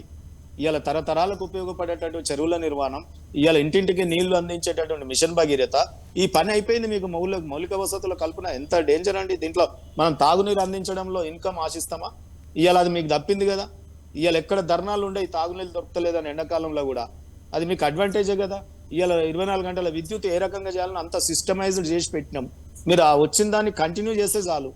మీరు బటన్ కూడా ఎక్కడ, ఇప్పుడు 24 గంటలు కరెంట్ ఎట్లా వస్తుందో అట్లా అదే అధికారులతో అట్లనే కంటిన్యూ చేపిస్తే అయిపోతుంది. ఇవాళ రైతు బంధు కూడా అదే డాటా ఉంది, అట్లనే వేయొచ్చు అని చెప్తున్నా. మేము ఎన్నికల ముందే వేద్దామని రెడీ పెట్టినాం కదా, డబ్బులు ఎక్కడ పోయినాయి అని అడుగుతున్నాం. ఇవాళ 900 కోట్లు తెచ్చిరు, మీరు ఎక్కడ ఇన్వెస్ట్మెంట్ చెప్తారు? ఏ ఇన్ఫ్రాస్ట్రక్చర్ గురించి తెచ్చిరు? ఏం చేస్తారు చెప్పండి మీరు? సో దిలీప్ గారు రేపు భూములు అమ్మకుండా చేస్తారా చెప్పండి మీరు? ఈ రకంగా మీరు అన్ని చెప్దామంటే చెప్దాం. ఆ రోజు 8,000 ఎకరాలు సాగులోకి ఉండే, ఎన్ని వ్యవసాయ ఉత్పత్తులు ఎన్ని టన్నులు వండింది మీరు టైం ఇస్తే లెక్కలు. ఎందుకంటే కొద్దిగా బోరింగ్ ఉంటుంది, మళ్ళా ఛానల్ అందరు చూడాలి కాబట్టి అది శ్వేతపత్రాల్లో వాటిలలో వచ్చేస్తుంది కాబట్టి. దిలీప్ గారు, మీకంటే ముందున్నటువంటి బీఆర్ఎస్ సర్కార్ అన్ని పనులని సక్రమంగా మీకోసం చాలా ఈజీ వేలో చేసి పెట్టింది. అక్కడ చెరువులు తవ్వించి పెట్టింది. ఎవ్రీ జిల్లాలో ఒక మెడికల్ కాలేజీలు కావచ్చు, సమీకృత భవన సముదాయాలు కావచ్చు, వీటన్నిటిని నిర్మించింది. And mission Kakatiya, mission Bhagiratha, ఇవన్నీ చాలా ఈజీ వే, మీకు ఈజీ పాత్ చూపించిన తర్వాత ఇప్పుడు వచ్చి మీరు పరిపాలన చేయడం అనేది యాజ్ ఇట్ ఈస్ గా ఉన్నదాన్ని కొనసాగించవచ్చు కదా అనేటువంటి క్వశ్చన్. మీరు ఎందుకని కోర్టులకు వెళ్తున్నారు, లేకుంటే ఎందుకని ఎంక్వైరీలు చేయాలనుకుంటున్నారు? 2014లో 72,000 కోట్ల అప్పుతో ప్రారంభమైన వీళ్ళ పరిపాలన చివరికి 2024 కు మాకప్పచెప్పే టైం 2023 కల్లా వచ్చే వరకు 6,71,000 కోట్ల అప్పుకు వచ్చారు. 74,000 నుంచి 6,71,000 crores వచ్చిన తర్వాత లయబిలిటీ ఎంత పెరిగింది అంటారు. నేను అదే కదా మనం 35% మీరు అప్పటికే కట్టాల్సిన పరిస్థితి. అంత లక్షల కోట్ల అప్పు తీసుకొచ్చిన తర్వాత ఇది చేసాం అది చేసాం కూడా చెప్పుకోకపోతే ఏం లాభం? వీడి తిన్నారని అలా మనం సో డెఫినెట్లీ ఆ మాత్రం అంత రేంజ్ లో ఎక్కడ విపరీతమైన అప్పులు తీసుకొచ్చి మీరు క్రియేట్ చేసిన అసెట్స్ అన్నది ఈ రోజు లయబిలిటీ అవుతున్నాయి కదా. అవి నేను కాదని అనట్లే. మీరు ఎలక్ట్రిసిటీ మీద ఇప్పుడు అంతకుముందు మన ప్రొటెక్టెడ్ వాటర్ సప్లై స్కీమ్స్ ఈ ఊరూరా ఉండేవి. నీళ్లు తాగకుండా ప్రజలు బతికారా, లేకపోతే ట్యాంకులు లేకుండా వ్యవసాయం జరిగిందా, లేకపోతే మీరు స్టెబిలైజ్ చేసి ఉండొచ్చు, ఇంక్రీజ్ చేసి ఉండొచ్చు, కానీ అది ఏమీ లేదు. మొత్తానికి నీళ్లు మొదటిసారి ఇప్పుడే మీరే తాగిస్తున్నారని చెప్పుకుంటే ఎట్లా? అట్లాంటి మరి free current Rajasekhara Reddy period లో ఇచ్చారు. ఆరోగ్యశ్రీ ఆయన ఉచిత అందరికీ ట్రీట్మెంట్ చేసే పద్ధతి ఆయన ప్రవేశపెట్టిందే. ఈ ₹2 కిలో బియ్యం మీరేమి సబ్సిడీ ఇవ్వట్లేదా? కేంద్ర ప్రభుత్వం ₹30 ఇస్తే మీరు రూపాయి సబ్సిడీ, ₹2 సబ్సిడీ ఇస్తున్నారు. ఇవన్నీ కూడా రకరకాల స్కీమ్స్ ఆల్రెడీ ఇన్ వోగ్ ఉన్నాయి కదా. మరి కొత్తగా వీళ్ళు కనిపెట్టే స్కీమ్లు ఏమైనా ఉంటే దళిత బంధు కనిపెట్టారు, ఆపేశారు 10 మందికి ఇచ్చి. డబుల్ బెడ్రూమ్ మొదలు పెట్టారు, 10,000 మందికి ఇచ్చి ఆపేశారు. దళితకు 3 ఎకరాలు ఇస్తున్నారు, 8,000 మందికి ఇచ్చి ఆపేశారు. ఈ స్కీములన్నీ ఏదో అరచేతిలో స్వర్గం చూపించడం, మధ్యలో ఎత్తేయడం, ఎప్పుడు జరిగే స్కీముల కోసం డబ్బులు ఇవ్వడానికి వీళ్ళకి సరిపోతా ఉండే. కొత్తగా తీసుకొచ్చిన అప్పులన్నీ కూడా ఇట్లాంటి అసెట్స్ ఏవైతే ఉన్నాయో అన్ప్రొడక్టివ్ అసెట్స్ క్రియేట్ చేశారంటున్నా నేను. లక్షలాది కోట్ల అప్పులు తీసుకొచ్చి మీరు క్రియేట్ చేసిన అసెట్స్ వల్ల కాస్త కూర్చో 10%, 20% ప్రాఫిట్ ఉంటే ఉంది కానీ, బట్ ఆ అప్పులు ఎవడు కట్టాలి? ఇప్పుడు అంతకుముందు ఒక పద్ధతి ప్రకారంగా బేస్ అండ్ మీన్స్ చూసుకుంటూ 74,000 crores అప్పు ఉంటే మహా అయితే మీరు 1,00,000 కోట్లు, 1,50,000 కోట్లు పెంచాల్సి ఉంటాయి. ఏకంగా 74 తీసుకొచ్చి 671 చేస్తే మీరు 6 లక్షల కోట్ల భారాన్ని రాష్ట్రం మీద, కొత్తగా వచ్చే ప్రభుత్వం మీద వేసి మీరు చేయలేదా, ఇది చేయలేదా అంటే కొనసాగింపే. ఎవరు చేసినా, మీరు చేసినా, మేము చేసినా ఆ సంక్షేమ పథకాలు ఆపేస్తే ప్రజలు ఊరుకోరు. ఎందుకంటే 85% ఆఫ్ పాపులేషన్ అందరికీ కూడా ఇట్లాంటి వెల్ఫేర్ స్కీమ్ వల్ల బెనిఫిట్ జరిగితేనే ప్రభుత్వం మీద నమ్మకం ఉంటుంది. మీరు వాళ్ళు చెప్పే జీడిపి కానీ, మరొక రాబడి కానీ, లేదా కొత్త అసెట్స్ కానీ ఓ 15% ఆఫ్ పాపులేషన్ బాగా రావపడతారేమో. కానీ 85% పాపులేషన్ యొక్క జీవన స్థితులు ఈ రోజు ఎట్లున్నాయి, జీతాల పరిస్థితి ఎట్లుంది, వాళ్ళు నిజంగా కూడా వాళ్ళ లైఫ్ వాళ్ళ యొక్క లైఫ్ స్టైల్ ఎట్లా మారింది ఇప్పుడు, అవన్నీ కూడా మన పరిగణనలో తీసుకుంటే పెద్దగా కన్సిడరబుల్ స్టేజ్ లో పెరిగినట్టు మీకు అనిపిస్తుందా? మీరు మన కూరమనేని సాంబశివరావు ఇచ్చాడు స్టాటిస్టిక్స్, రియల్లీ సర్ప్రైజ్. జనరల్ గా అట్లుంది పరిస్థితి. గ్రామాల లోపల కూరగాయలు అమ్ముకునేవాడు డబుల్ ఇన్కమ్ వస్తుందా, లేకపోతే టీ అమ్ముకునేవాడికి డబుల్ ఇన్కమ్ వస్తుందా? ఇవన్నీ కూడా ఓవరాల్ గా లాంగ్ టర్మ్ లోపల రిటర్న్స్ వచ్చి ఆర్థిక ప్రజల యొక్క కొనుగోలు శక్తి పెరగాల్సిందే మీరు అసెట్స్ క్రియేట్ చేస్తే. కానీ ఒక్కసారిగా గణనీయంగా వీళ్ళు చెప్తారు కదా జీడిపి పెరిగింది, అది పెరిగింది, ఇది పెరిగింది అంటే అంబానీ ఆదాయం, మీ ఆదాయం, నా ఆదాయం యావరేజ్ తీసి కామన్ మ్యాన్ కూడా అంతే ఆదాయం వస్తుంది, సంవత్సరానికి వాడికి 3.5 లక్షలు వస్తుందంటే నిజం అది? ఇప్పటికి కూడా వాడి ఆదాయంలో గణనీయమైన మార్పు ఉండదు. అది గ్రాడ్యువల్ గా వస్తుంది. గ్రాడ్యువల్ గా పర్చేస్ పవర్ అనేది ప్రజలకు పెరుగుతుంది తప్ప వీళ్ళు అన్నట్టుగా వీళ్ళు అరచేతిలో చూపించిన స్వర్గం అనేది అక్కడ ఏమి క్రియేట్ కాలే. తెలంగాణ ఇప్పటికి కూడా అట్లే పరిస్థితిలో ఉంది, అదే పేదరికంతో ఉంది. 3 లక్షల మంది ఇప్పటికి కూడా పేదరికంలో పాపం పునారిల్లుతున్నారు. వాళ్ళందరి వెల్ఫేర్ కోసం మనం గతంలో చేసిన ప్రభుత్వాలు చేసిన పనే మీరు కూడా కొనసాగింపు చేశారు. మరి కాస్త ఎక్కువ అప్పులు చేశారు. ఆ ఎక్కువ అప్పులు అన్ప్రొడక్టివ్ ఇన్వెస్ట్మెంట్ వల్లనే ఈ రోజు రాష్ట్రం అనేది ఈ విధమైనటువంటి పరిస్థితి నెట్టివేయబడింది. సో దిలీప్ గారు, ఇప్పుడు ఎంతైతే సంక్షేమ కార్యక్రమాలు వీటన్నిటి మీద ఫోకస్ పెట్టిందో అభివృద్ధి కూడా చేసింది కదా. దీని వల్లే అక్కడ మీరు చెప్తున్నటువంటి అప్పుల లెక్కలు కనిపిస్తున్నాయి, అవన్నీ కూడా ప్రజల కోసమే చేశాయి అనేది కదా బీఆర్ఎస్ వాదన. అంటే ఒకటమ్మా, నేను అనటం కాదు, ఇప్పుడు సీఎంఏ చెప్పుకున్నాడు ఏంటంటే 30% అవినీతి ఒక దళిత బంధులోనే ఉందని. ఇప్పుడు ఆ ప్రభుత్వం మీద ఉన్నటువంటి మెయిన్ అలిగేషన్ ఏంటి? ఎవరికి వాళ్ళు సమంతరాల ఎమ్మెల్యేలు వాళ్ళ దగ్గర కాంట్రాక్టులు, అది ఇసుక mafia, liquor mafia, land mafia, mining mafia అనే పేరు ఎందుకు వచ్చింది? ఎందుకంటే ఉన్నటువంటి రకరకాల కాంట్రాక్ట్లని ఎమ్మెల్యేలు, ఎంపీలు తగ్గించుకొని యథేచ్ఛగా మనకు ఉన్నటువంటి వనరులు లూటీ చేశారనేటువంటి మాట. ప్రభుత్వ స్కీములలో వచ్చినటువంటి డబ్బులు కూడా దళిత బంధువులు అంటాడు 30% తీసుకున్న సీఎంఏ చెప్పుకున్నాడు. వాళ్ళ లిస్ట్ ఉంది, నా చిట్టా ఉంది, తస్మాత్ జాగ్రత్త అన్నాడు. మేము అనుకున్నాం ఓ 30% వ్యక్తులను మారుస్తాడు అనుకున్నాం. అనే మారడం వల్ల యథావిధిగా టికెట్లు ఇచ్చేసాడు. అట్లా ఇవ్వడం వల్ల నష్టపోయాడు అనుకుంటున్నాం. ఈరోజు మన ఒక అనలైజ్ చేస్తే పాత వాళ్ళకి కొనసాగించడం వల్ల ఆయనకు ఆ దెబ్బ తగిలినట్టుంది. ఎందుకంటే వాళ్ళందరి మీద అక్కడ నెగటివ్ ఉంది లోకల్ గా, స్థానికంగా. ఓవరాల్ గా అంత గ్రీన్ ఉంటే అసలు మార్పు ఎందుకు వస్తుంది అధికారాన్ని? సో ఓడిపోయిన వాళ్ళు వాళ్ళ మీద ఉన్నటువంటి అవినీతి మరకలు లేకుంటే ల్యాండ్ మైనింగ్ మాఫియా వల్లే ఓడిపోయారు. గెలిచిన వాళ్ళు చాలా క్లీన్ ఉంది అనుకుంటున్నారా? గతంలో అయితే ప్రచారంలో భాగంగా కాంగ్రెస్ చెప్పింది అవినీతి సొమ్మునంతా కక్కిస్తాము అనేటువంటి మాట. తప్పేముందండి? నేను అవినీతి ఇప్పుడు కొన్ని అవినీతి అనేది జరిగింది అన్న తర్వాత మేమే అన్నాం కదా, ఇందులో అవినీతి, అందులో అవినీతి. ఇప్పుడే నేను లిస్ట్ చదివా. ఇందులో అవినీతి జరిగినప్పుడు జరిగిందో లేదో నిరూపించాల్సిన అవసరం కూడా అన్నవాళ్ళ మీద ఉంటుంది కదా. వాళ్ళు అవినీతి చేస్తే భయపడాలా? అవినీతి చేయకపోతే పోనివ్వండి. ఎంక్వైరీ జరగాల్సిందే కదా. క్లియర్ కట్ గా మనకు కనపడుతున్నాయి. కొన్ని కాంట్రాక్టులు కొందరికి అప్పచెప్పారు, కొన్ని మైనింగ్ లీజులు కొందరికి అప్పచెప్పారు, కొందరు ఇసుక లీజులు కొందరే వాడుకున్నారు. అది అధికార పక్షం వాడు తప్ప వేరే పక్షం వాడికి ఎక్కడైనా ఏ లీజ్ అయినా రావడం మీరు చూసారా? మీడియాలో ఉన్నారు కదా, రేపు పొద్దున రిస్క్ తీయమనండి, మీరు శ్వేతపత్రం తీయండి. అసలు మొత్తం ప్రభుత్వ పరంగా లేదా బయట ఉన్నటువంటి కాంట్రాక్టులన్నీ నిజంగా ఎవరెవరి చేతిలో ఉన్నాయి. ఆయన అధికారం పోగానే ఆర్టీసీ నోటీస్ ఇచ్చింది జీవన్ రెడ్డి గారికి, 45 కోట్లు అప్పు ఉన్నాడట పాపం. అసలు జీవన్ రెడ్డికి ఎట్లా వచ్చింది అసలు ఆ మాలు?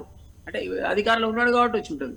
ఇవన్నీ కూడా రకరకాల ఇష్యూస్ లోకి మీరు లేపుగా పోతే ఎవరెవరు అధికార పక్షంలో తమకున్న అధికారాన్ని వాడుకొని కాంట్రాక్టులు సాధించుకున్నారు లేదా లీజులు సంపాదించుకున్నారు, ప్రజాధనాన్ని కొల్లగొట్టారనేది అర్థమవుతుంది. సింపుల్ లాజిక్ చెప్తానండి మీకు. రాడు శ్రీనివాస్ గారు ఇంత అనలైజ్ చేస్తుంటారు కదా. అసలు 2004 లో ఎలక్షన్ అఫిడవిట్ లో ఎమ్మెల్యేలు ఎంతమంది వాళ్ళ ఆస్తులు ఎంత డిక్లేర్ చేశారు, 2018కి వచ్చే వరకల్లా మొన్న కాంటెస్ట్ చేసే వరకల్లా వాళ్ళకి వాళ్ళ ఆస్తులు ఏ రకంగా పెరిగాయి, 2023 కూడా నేను అంటున్నా. మీరు కంపేర్ చేస్తే రఫ్లీ ఒక 30 మంది ఎమ్మెల్యేలు మీరు ఆశ్చర్యపోతారు. ఒక ఆయన 20 కోట్ల నుంచి 200 కోట్లకు, ఒక ఆయన 100 కోట్ల నుంచి 2000 కోట్లకు. అసలు ఎట్లా పోతున్నాయి ఆస్తులు? ఏ వ్యాపారం లేకుండా పాపం మల్లారెడ్డి అన్న తొడగొట్టి చెప్పాడు, నేను పూలెమ్మా పాలెమ్మా కట్టెలెమ్మా అని. కేసీఆర్ చెప్పాడు, నేను 1 ఎకరం వ్యవసాయం చేస్తే ₹1 కోటి ఆదాయం వచ్చింది. వాళ్ళిద్దరికి కాస్త ఆధారం ఉంది. ఒక ఆయన వ్యవసాయం ద్వారా సంపాదించాడు, ఒక ఆయన పూల మీద సంపాదించాడు. మీలో వాళ్ళు ఎట్లా సంపాదించారు? ఏ వ్యాపారం లేకుండా రాజకీయ వ్యాపారంగా చేసుకొని లక్షల కోట్లు సంపాదించడం అనేది ఎట్లా సాధ్యం చెప్పండి? నేను చిన్న ఎగ్జాంపుల్ చెప్తున్నా మీకు. అది అఫిడవిట్ లో ఎలక్షన్ సైట్ లోకి మీరు కొడితే తెలుస్తుంది ఎవరి ఆస్తి ఎంత పెరిగిందో. దాని లెక్కలు చెప్పాలంటే ముందు అసలు వేరే అవసరమే లేదు, వేరే లెక్కలు. సో ఇప్పుడు ల్యాండ్ మైనింగ్ మాఫియా వీటితో పాటుగా కాంట్రాక్టులు వీటన్నిటి కూడా లెక్కలు తేల్చే పనిలో పడుతుందా కాంగ్రెస్ సర్కార్? ఇప్పుడు ఆల్రెడీ కాళేశ్వరం ప్రాజెక్టు సంబంధించి కోర్టుకెళ్లారు, సిబిఐ ఎంక్వైరీ చేయాలనేది డిమాండ్ చేస్తున్నారు. వ్యక్తుల మీద, గతంలో ఎమ్మెల్యేలుగా ఉన్నటువంటి వాళ్ళ మీద కూడా విచారణ జరుగుతుందా? ఒకటి, విచారణకు ఒకవేళ అలిగేషన్ అంటూ ఉంటే, అందులో అలిగేషన్ లో కాస్త సబ్స్టెన్స్ ఉంటే ఆ విచారణకి ఎవరు కూడా అతీతులు గారు. చూసాం కదా, ఈ దేశంలో ముఖ్యమంత్రిగా ఉన్నటువంటి లాలూ ప్రసాద్ 2 దశాబ్దాల తర్వాత జైలుకు పోవాల్సి వచ్చింది. సుఖరామ్ గారు ఫస్ట్ స్పెక్ట్రమ్ స్కామ్ లో ఉన్నాడు, ఆయన మా పార్టీకి చెందినవాడు అనుకుంటా. 92 years కనుక పనిష్మెంట్ వచ్చింది. సో ఒకవేళ నిజంగా వాళ్ళ ఇన్వాల్వ్మెంట్ ఉంటే ఏ ఏజ్ అయినా ఎన్ని దశాబ్దాల కాలం విచారణ జరిగినా కూడా దాన్ని ఫేస్ చేయక తప్పని పరిస్థితి సిస్టమ్ లో ఉంది. కాబట్టి వాళ్ళ మీద ఆరోపణలు లేదనుకోండి, నిర్దోషులుగా వాళ్ళు మంచిగా కడిగిన ముత్యాలా బయటకు వస్తారు. కానీ ఆరోపణలు ఉన్న దగ్గర ఎంక్వైరీ చేయకుండా ఎట్లుంటారు మీరు? ఖచ్చితంగా ఒక అలిగేషన్ అంటే ఎవరిని ఇస్తే దాంట్లో ఉన్నటువంటి నిజాలు బయటికి తీయాల్సిన బాధ్యత అధికారంలో ఉన్నటువంటి పార్టీకే ఉంటుంది, అధికారం వ్యవస్థకే ఉంటుంది తప్ప మీకో లేదా నాకు. నేనంటే అది నేను ఇప్పుడు అధికారంలో పార్టీలో ఉన్నాను కాబట్టి మాకు అవకాశం ఉంటుంది, మీరు చేయలేరు కదా. మీరు ఒక అలిగేషన్ ఇస్తే ఎంక్వైరీ చేయాల్సింది అధికార పార్టీయే లేదా అధికారంలో ఉన్నటువంటి ఆ సిస్టమ్, ఆ వ్యవస్థ ఎంక్వైరీ చేయాలి, వేరే వాళ్ళు చేయలేరు. అందువల్ల ఖచ్చితంగా అలిగేషన్స్ ఉన్న దగ్గర ఎంక్వైరీస్ జరుగుతాయి. ఎవరైనా నిజంగా కూడా అందులో ఇన్వాల్వ్మెంట్ ఉంటే దాని మీద పనిష్మెంట్ ఆటోమేటిక్ గా సిస్టమ్ లో అదే ప్రొవిజన్ ప్రకారంగా జరుగుతాయి. లేదనుకోండి, కోర్టులు ఇండిపెండెంట్ వ్యవస్థ కదా.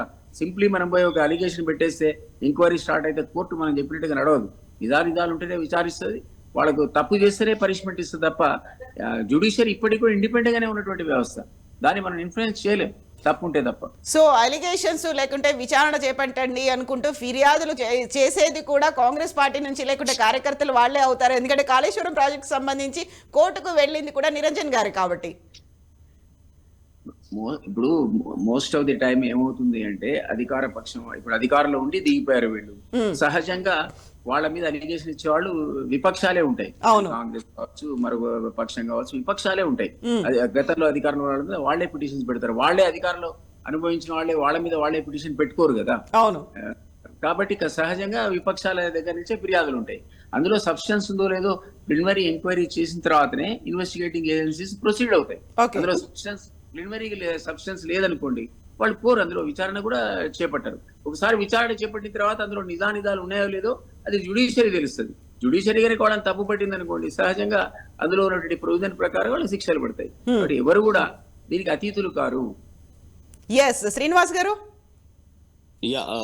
ఇంతకుముందు దిలీప్ అన్న మాట్లాడుతూ ఎంక్వైరీలకు భయపడుతున్నారా అది ఇది అని అన్నారు. భయం అనేది మీకు ఆక్స్ఫర్డ్ డిక్షనరీలో అఫ్రేడ్ అంటే భయం అని దొరుకుతుందేమో కానీ టిఆర్ఎస్ పుట్టుకలో మా పార్టీలో భయం అనే దానికి మా దాంట్లో చోటు లేదు.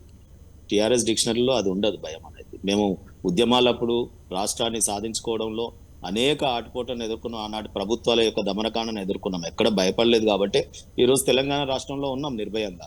సో కాబట్టి అదే రకంగా కూడా మీరు ఏ ఎంక్వైరీ చేస్తారా వేసుకోండి, కానీ మేము అడుగుతున్నదల్లా మీరు గమనించట్లేదు. అప్పుడు కూడా మేము ప్రజల పక్షం మాట్లాడుతా ఉన్నాం, మేము మాట్లాడుతున్నదల్లా రైతుల గురించి మాట్లాడుతున్నాం, మేము మాట్లాడుతున్నదల్లా ఈ రోజు సంక్షేమం ఏదైతే ఉందో ఇమీడియట్ అర్జెంట్ అంటే ఏదైతే ఎక్కడైతే నీడ్ ఉందో దాన్ని చేయమంటే మీరు 100 రోజులని ముందు ఎందుకు చెప్పలేదు? ఫస్ట్ క్యాబినెట్ లో మేము తొలి సంతకం పెట్టినప్పుడే ప్రమాణ స్వీకారం కాగానే 24 గంటలలోనే ఈ పదాలు ఎందుకు మీరు వాడారు? మీరే కాదు, మీ నాయకుడు కూడా అల్టిమేట్ రాహుల్ గాంధీ గారు, ప్రియాంక గాంధీ గారు, మీరందరూ కూడా ఇవన్నీ వల్లవేశారు కదా. అందుకు నేను అడుగుతా ఉన్నాను ఈరోజు. సో నేనేమంటున్నానంటే లెట్ ఫంక్షన్. మీరు గవర్నమెంట్ రోజు సెక్రటరీకి వెళ్తా ఉన్నారు కదా, ఈ వీటి మీద చర్చించండి. లేదు అంటే అష్యూరెన్స్ ఇవ్వండి, ఇదిగో సీనియర్ సిటిజన్స్ మీరు భయపడకండి, వచ్చే నెల ఇస్తాం. లేదు 100 రోజుల తర్వాతనే మేము పెన్షన్ ఇస్తాం, 100 రోజుల తర్వాతనే ప్రభుత్వ ఉద్యోగుల జీతాలు ఇస్తాం, 100 రోజుల తర్వాతనే రైతు బంధు ఇస్తాం, 100 రోజుల తర్వాతనే ఫ్రీ సిలిండర్ ఇస్తాం. ఈ రకంగా మీరు అన్నిటికీ చెప్పండి. మరి మొత్తం టోటల్ ఈ 100 days అనేది మీరు ఏం చేస్తారో చెప్పండి. మరి ఏమి చేయరు, గవర్నమెంట్ ఫంక్షన్ జరగదా? సో నేనేమంటున్నానంటే కొత్తగా మీరు ఇప్పుడు బిల్డింగ్ కట్టుకొని సెక్రటరియట్ కర్నూలు అప్పుడు ఉన్నట్టు గుడిసెలు వేసుకొని పరిపాలన ఉందా? హాయిగా బిల్డింగ్లపై కూర్చుకున్నారు, అదే అధికారులు, అదే సెటప్ అంతా రెడీగా ఉన్నది. మీరు ఆ రోజే కనుక ఎలక్షన్స్ ముందు రైతు బంధు మమ్మల్ని వేయనిచ్చుంటే, మీరు ఎలక్షన్ కమిషన్ కు ఇవాళ కంప్లైంట్ ఇవ్వకపోతే రైతులు చాలా ఆనందోత్సాహాలలో ఉండేది కదా, మీకు కూడా టైం వెసులుబాటు దొరికేది కదా. ఎక్కడో ఏదో జరుగుతా ఉంది. నేనేమంటున్నా అంటే మీ అసలే ఈ స్టీరింగ్ రేవంత్ రెడ్డి గారు ఒక్కరి చేతిలో ఉండదు. మీ దాంట్లో స్టీరింగ్ ఢిల్లీ చేతిలో ఉంటుంది, ఇక్కడ కర్ణాటక చేతిలో ఉంటుంది. ఇక్కడ ఎందుకంటే ఇక్కడ స్కీమ్స్ అమలు చేస్తా ఉంటే కర్ణాటక ఇప్పుడు వద్దాయా అంటారు. ఇప్పుడు 24 గంటలు కరెంటు మేము ఇస్తామన్నాం అనుకోండి, కర్ణాటక మీద ప్రెజర్ పడుతుంది. ఇక్కడ ఇచ్చేటటువంటి దళిత బంధు కర్ణాటక మీద ప్రెజర్ పడుతుంది. సో అటువంటి ఏమైనా జరగడానికి ఆస్కారాలు ఉన్నాయి. డెఫినెట్ గా నిజంగా కూడా మాకు అనేక రకమైనటువంటి సంశయాలు ఉన్నాయి.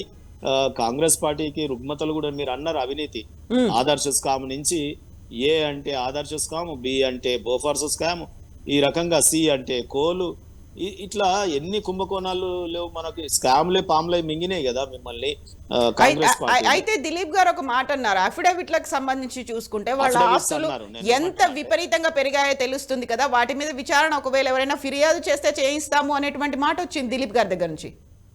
చెయ్యాలి, అది ఎన్నికల కమిషనే సుమోటో తీసుకోవాలి కదా. అఫిడవిట్స్ లలో వ్యత్యాసాలు ఉంటే ఇలా not only my party MLAs, దేశంలోని ప్రతి పార్లమెంటేరియన్, ప్రతి అసెంబ్లీ లెజిస్లేటర్ ఈ రోజు వారి అఫిడవిట్స్ చూసినట్టు అయితే గణనీయంగా పెరుగుతున్న మాట వాస్తవమే.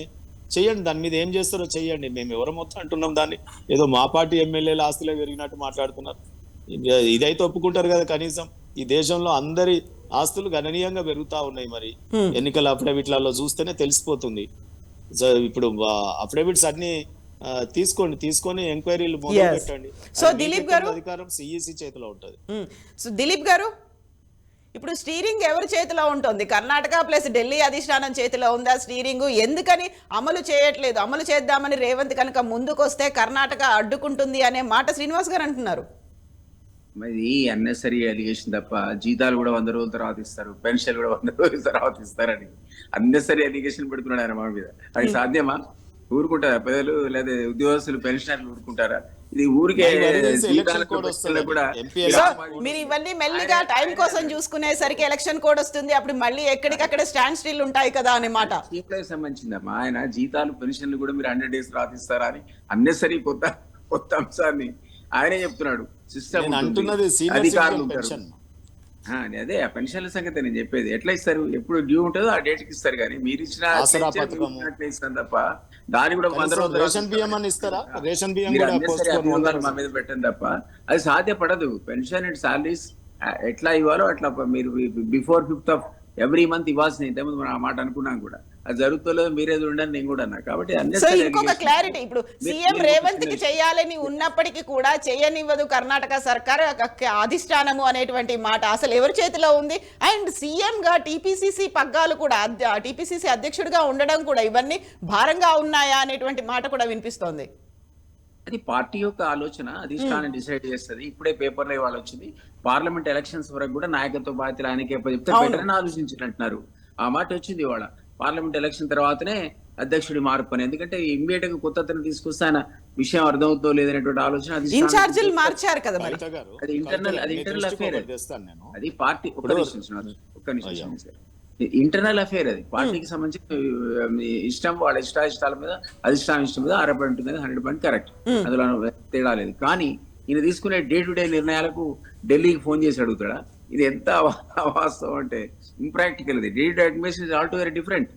పాలసీ వ్యవహారము లేకపోతే ఇంకేదైనా విషయాలు ఉంటేనే అధిష్టానం అడుగుతారు తప్ప. మరి అట్లంటే ఒక డెమోక్రటిక్ ప్రాసెస్ లోపల క్యాబినెట్ లో నిర్ణయాలు తీసుకోవాల్సిన సందర్భంలో 10 ఏళ్లలో మనం చూస్తే ఒక్క కేసీఆర్ మదిలో లేదా కేటీఆర్ అంటే హరీష్ రావు లాంటి వాళ్ళ నిర్ణయాలే తప్ప ఇంకొక మంత్రి ఎప్పుడైనా నోరు విప్పింది మీరు విన్నారా? లేదా ఆయనకి ఏమైనా పాపం క్యాబినెట్ దాంట్లో ఉండిందా? వాళ్ళైతే మరి నలుగురే నడిపారు కదా.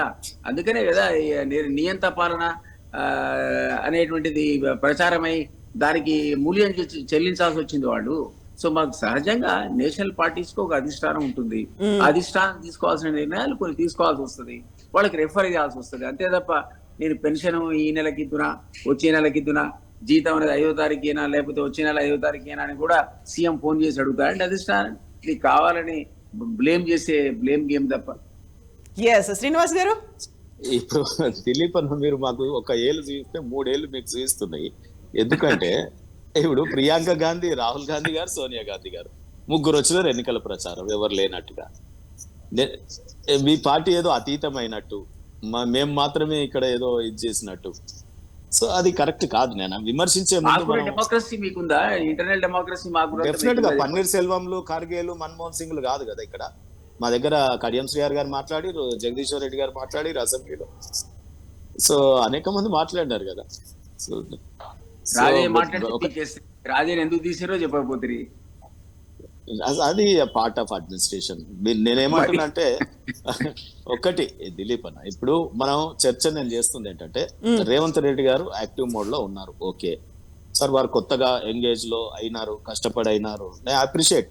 మనలాగానే ఇట్లా డిబేట్లలో మనతో పాటు వచ్చేది కాబట్టి. సో మన ఫ్రెండ్ మనకు పరిచయస్తుడు ఒక సీఎం స్థాయికి ఎదిగినారు. ఆ అవకాశం కాంగ్రెస్ పార్టీ ఇచ్చింది ఆయనకు, ఆయన ఎదగగలిగినాడు. సో డెఫినెట్లీ స్టేబుల్ గవర్నమెంట్ ఉంటేనే తెలంగాణ అభివృద్ధి చెందుతుంది. స్టేబుల్ గవర్నమెంట్ ఉండాలి, తెలంగాణ అభివృద్ధి చెందాలి. ఎందుకు నేను ఈ మాట అంటున్నా? మా బీఆర్ఎస్ పార్టీ పుట్టుకనే, టీఆర్ఎస్ పార్టీ పుట్టుకనే తెలంగాణ అభివృద్ధి, తెలంగాణ శ్రేయస్సు, తెలంగాణ ప్రజల సంక్షేమం. ఆ ఆశయం నెరవేరాలి. ఆ ఆశయం మేము తీర్చినా ఒకటే, మీరు తీర్చినా కానీ మేము సంతోషపడతాం. అటువంటి దిల్దారులం మేము. సో కాబట్టి మేము ఏమంటున్నామంటే, ఇక్కడ మొన్న ఎన్నికల మీద ఎంపీ పార్లమెంటేరియన్ ఇన్ఛార్జ్లను పెట్టి రాబోయే ఎంపీ ఎలక్షన్స్ గురించి అప్పుడే వర్కౌట్ స్టార్ట్ చేసినారు తప్ప ముఖ్యమంత్రి గారు. వారు 2 కాన్స్టిట్యున్సీలు ఇన్ఛార్జ్ తీసుకున్నట్టున్నారు. మరి ఈ ఎంపీ ఎన్నికల హడావిడిలో అంత ఉత్సాహం చూపించిన ఆయన అక్కడ నేను అంటున్న సంక్షేమ ఫలాలు కొంతమందికి ఇమీడియట్ నెసెసిటీ. నేనేమో ఇప్పుడే గ్యాస్ సిలిండర్, ఇప్పుడే మహిళలకి 2500, ఇప్పుడే నిరుద్యోగ భృతి 4000 అంటలేదు. అట్లీస్ట్ ముసలి వాళ్ళకి మందుల ఖర్చులకు పెన్షన్, ఆసరా, లేదా రేషన్ షాప్, 24 గంటల కరెంటు కానీ, ఇది మంచినీరు వ్యవస్థ. ఇప్పుడు మీరు అంటున్నారు మంచినీటి వ్యవస్థ ఆటోమేటిక్ నడవట్లేదా? కరెంటు ఆటోమేటిక్ అవే తీగల రావట్లేదా? ఈ రైతు బంధు వచ్చింది అని అడుగుతున్నారు. మీకు ఎన్నికల మీద దృష్టి ఎక్కడ డిస్టర్బెన్స్ లేకుండా, అవాంతరాలు అనేవి లేకుండా, ఎదురు చూపులు లేకుండా జరుగుతుందా అనేదే క్వశ్చన్. అక్కడ జరుగుతుంది అంటున్నాను. ఎందుకంటే ఇప్పుడు వారే అన్నట్టు ఇది ఒక సిస్టమ్ అండి. ఆ సిస్టమ్ లో అధికారులు ఉంటారు, వ్యవస్థ ఉంటది కింద. ఇప్పుడు ఈ రోజు మీ కరెంట్ కంటిన్యూస్ వచ్చినా, వాటర్ కంటిన్యూస్ వచ్చినా ఒక వ్యవస్థ పనిచేస్తుంది కాబట్టి వస్తుంది. ఒకవేళ ఇది జరగలేదు కూడా మారిపోయి అందరూ సిస్టమ్ అంతా ఎగిరిపోదు. సిస్టమ్ ఉంటుంది, పరిపాలించే వాళ్ళు మారుతారు అంతే, గవర్నమెంట్ మారుతుంది తప్ప ఆ సిస్టమ్ అనేది బ్రేక్ కాదు కదా. సో కంటిన్యూటీ ఆందోళన చెందాల్సిన అవసరం లేదు. పెన్షన్ల గురించి కానీ, మిగిలిన విషయాల గురించి కానీ మీరు ఆందోళన చెందాల్సిన అవసరం లేదు. అది కూడా 100 రోజుల తర్వాత ఇచ్చే అది జరగదు. ఊరికి అపోహ మాత్రమే. సో ఇప్పటిదాకా మీరు 10 ఏళ్ల బీఆర్ఎస్ సర్కార్ చేసినటువంటి అప్పుల గురించి మీరు మాట్లాడారు. ఇప్పుడు మీరు చేయబోయేటువంటి అప్పుల గురించి బీఆర్ఎస్ కూడా అదే అస్త్రంగా చేసుకోబోతోంది. మరి తీసుకుంటే కదమ్మా, ఇప్పుడు వేస్ అండ్ మీన్స్ ప్రకారంగా ఆర్బీఐ ఇచ్చే లోన్ కూడా మీరు అవైల్ చేయొద్దు. ఈ రోజు మీరు అప్పులన్నీ టోటల్ గా ఆపేసి